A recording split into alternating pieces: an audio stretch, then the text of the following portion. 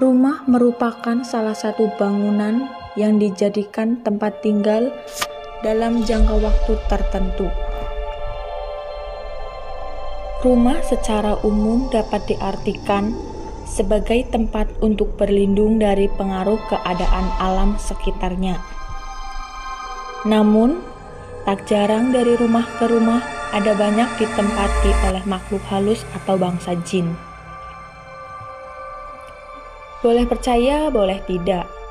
Tetapi, sejak zaman dahulu, ada sejumlah tanaman yang diyakini dapat menangkal atau menetralisir energi negatif. Termasuk ilmu hitam layaknya teluh dan santet. Sesungguhnya tanaman ini ada yang dipercaya berkhasiat dari sudut pandang agama. Ada juga dipercaya berkhasiat dari sudut pandang adat istiadat. Tanaman-tanaman ini kemudian sengaja ditanam di sekeliling rumah pada titik-titik tertentu untuk mencegah serangan gaib yang tidak diinginkan.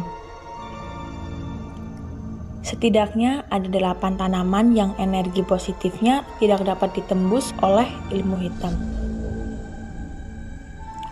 Apa saja? Saya akan sebutkan dan jelaskan satu persatu.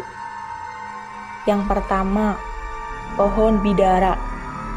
Bagi pemeluk agama Islam, pohon bidara ini dipercaya tumbuh dari surga, sehingga memiliki khasiat untuk menangkal energi ilmu hitam atau ilmu gaib. Tak heran, daun bidara banyak dimanfaatkan untuk mengobati berbagai gangguan gaib seperti teluh, santet, dan guna-guna. Pohon yang sering dikenal dengan nama sirih India ini sering digunakan kalangan banyak orang. Tanaman ini sebagai pengusir ilmu hitam yang cantik, layaknya tanaman hias. Letak yang tepat untuk menanam pohon bidara ini didasarkan di depan atau di samping rumah. Yang kedua, tanaman mawar.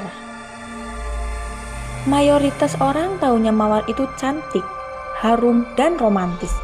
Tetapi jika dilihat dari segi kacamata metafisik, tanaman mawar bisa menangkap energi negatif yang dikirimkan dengan tujuan untuk menyerang. Energi negatif ini lalu disalurkan ke dalam tanah melalui batang dan akar. Begitu menyentuh bumi, maka efek ilmu hitam akan netral. Akan tetapi, mawar tidak disarankan ditanam di bagian depan rumah.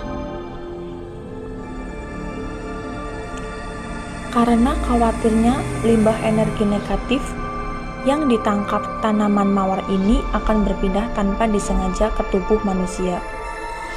Dan kalau ditanam di bagian depan, kemungkinan besar akan terinjak atau dipegang-pegang. Maka tidak disarankan ditanam di depan rumah. Kalau Anda berniat menanam pohon bunga mawar ini untuk menangkal energi-energi negatif layaknya santet, sebaiknya mawar ditanam di belakang rumah. Yang ketiga, kaktus. Selain dipercaya mampu menangkal serangan gaib, kaktus juga mampu menarik rezeki secara alami. Perawatannya pun mudah, karena kaktus memang jenis tanaman yang tidak banyak membutuhkan air. Sesuai penempatan dimanapun, boleh di halaman depan, samping, belakang juga bisa. Asal jangan diletakkan di dalam rumah, karena kalau diletakkan di dalam rumah, maka penangkal serangan gaibnya akan hilang. Yang keempat, pinang merah. Dibandingkan dengan tanaman-tanaman yang lainnya, pinang merah memang tak seberapa lumrah untuk ditanam. Tapi kalau tujuannya untuk meredam hawa jahat, maka tanaman ini bisa menjadi pilihan. Letak paling tepat untuk menanam pinang merah ini adalah di halaman depan rumah. Yang kelima, tanaman kemuning. Kemuning tergolong tanaman hias. Warna bunganya putih, hampir mirip dengan melati. Selain itu, kemuning ini mampu menetralisir hawa gaib. Dan kemuning juga banyak dipakai sebagai bahan tradisional untuk mengobati penyakit sakit gigi, bisul, rematik, dan lain sebagainya. Bila diniatkan untuk menghalau ilmu hitam, maka kemuning sebaiknya ditanam di depan rumah. Yang keenam, tebu wulung. Tebu wulung beda dengan tebu biasa. Tebu ini berwarna hitam kemerahan dan biasanya dipakai sebagai bahan obat tradisional. Dalam khasiatnya sebagai penangkal santet atau guna-guna. Tebu wulung boleh ditanam dari arah mana saja di sekitar rumah. Yang ketujuh, bambu kuning. Dibandingkan dengan bambu biasa, bambu kuning memiliki batang yang lebih ramping dan warna kuningnya lebih cerah. Umumnya, tanaman ini ditanam dalam bentuk rimbunan sebagai tanaman hias.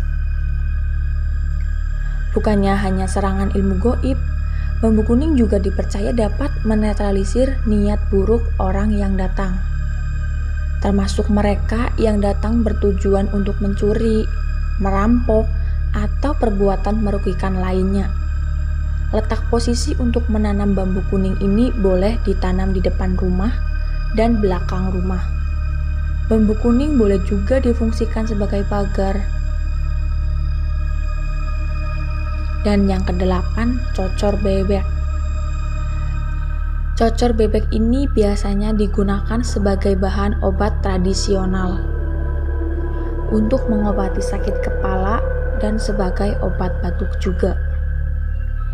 Cocor bebek bisa dipakai untuk menetralisir energi negatif dan mendatangkan keberuntungan untuk pemilik rumah. Titik letak menanamnya boleh di mana saja. Kebetulan tanaman cocor bebek ini termasuk jenis tanaman yang mudah reproduksi. Nah, dari 8 jenis tanaman tersebut, mana kira-kira yang sudah Anda tanam di sekeliling rumah? Selain untuk memperindah dan mempercantik rumah, juga ada manfaat dari segi goibnya. Dan satu, jangan lupa subscribe, like, and share video, dan jangan lupa bunyikan loncengnya agar Anda tidak ketinggalan video pengetahuan selanjutnya. Terima kasih.